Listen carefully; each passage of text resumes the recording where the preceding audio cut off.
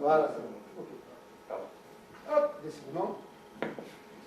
Deuxième enjeu pour les retailers de la tech, et là le champ des possibles est beaucoup plus large, parce que finalement sur la connaissance client, vous avez vu, ça se limite à deux sujets. Le qualifier ou le suivre. C'est tout ce qui permet d'améliorer les opérations. Là j'ai vu deux sujets super intéressants. Un qui tourne autour de l'utilisation de l'image, et un qui tourne évidemment autour du sempiternel sujet qui est le but. Dans tous les cas, l'utilisation massive de la donnée pour faire moins savant sans l'être. Ce chariot, il a une particularité apparente qui est inintéressante. Il a une tablette. On s'en fout. Parce que ça, pour le coup, ce n'est pas une technologie d'avenir, considérant que tout le monde a un smartphone dans sa poche, c'est évidemment pas aux commerçants que d'investir dans une tablette sur le chariot. Sauf qu'il a une deuxième particularité qui est beaucoup plus intéressante. Donc ça, c'est classiquement, il y a des promos, il y a des machines, rien à foutre. Aucun avis. Deuxième particularité, regardez où je mets mon doigt, il y a une petite caméra. Et quand je fais mes courses, cette caméra, elle va regarder tous les rayons devant lesquels je vais passer.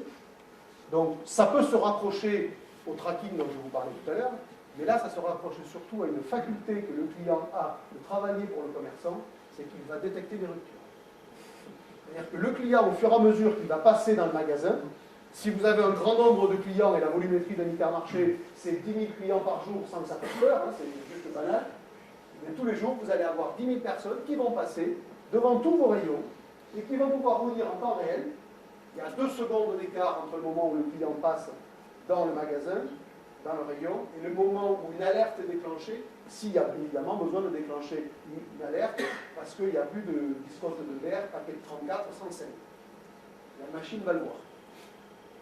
Donc ça, c'est une utilisation que je trouve assez marrante de la reconnaissance d'image, qui est indolore pour le client et qui est très opérationnel pour le commerçant. Ça s'appelle Focal System. Je vous en reparle tout à l'heure, vous allez voir, parce qu'ils ont fait des trucs brillants par ailleurs sur l'encaissement. Donc la caméra, elle est là, et elle suit automatiquement le client. Deuxième utilisation, au bénéfice du commerçant, c'est la data.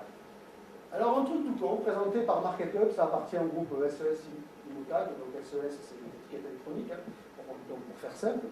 Et là, la démonstration qu'il faisait était basée sur le rayon boulangerie. Évidemment, il y a des étiquettes électroniques, parce que sinon ça ne serait pas soutenu par un vendeur d'étiquettes électroniques. Et il y a des étiquettes électroniques parce que le but, c'est de pouvoir faire varier les prix sur des produits fragiles, donc à durée de vie limitée, et de le faire avec de la prédiction de vente basée sur l'historique des ventes. Je m'explique.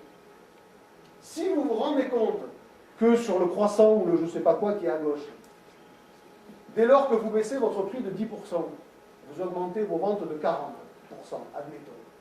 Ben vous savez que si un jour vous êtes surstocké parce que vous avez trop de produits, ou parce que vous avez moins de clients entrant dans le magasin, donc vous aurez moins de débit, et que vous ne voulez pas avoir de casse, parce que ce qui compte sur ces marchés-là, pour sauvegarder la marge, c'est la casse.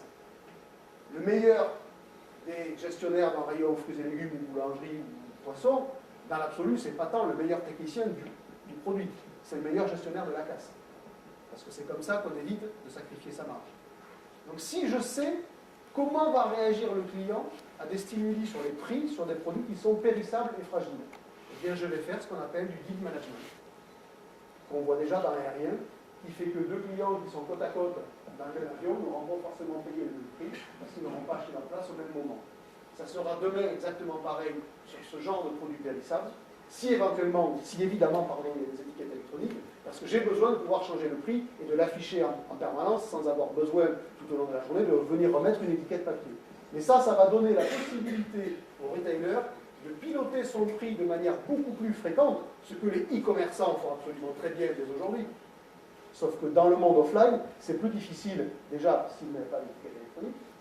Et ensuite, il faut de l'historique pour savoir où faut-il mettre son effort. Est-ce qu'il vaut mieux que je baisse le croissant de 20% ou la baguette de 5%? Et donc ça, c'est à la fois du big data, parce que c'est l'accumulation d'un historique de vente très très robuste, et du prédictif, parce que je sais ce que je veux atteindre comme objectif, admettons, 0 casse sur toutes ces familles-là. Donc ça, c'est assez intéressant pour le commerce, notamment pour des produits périssables. Ça veut dire que grâce au traitement massif de la donnée, on va pouvoir faire du yield management appliqué à la vente de produits, alors que jusqu'à présent, le yield management est d'abord une technique appliquée à la vente de services.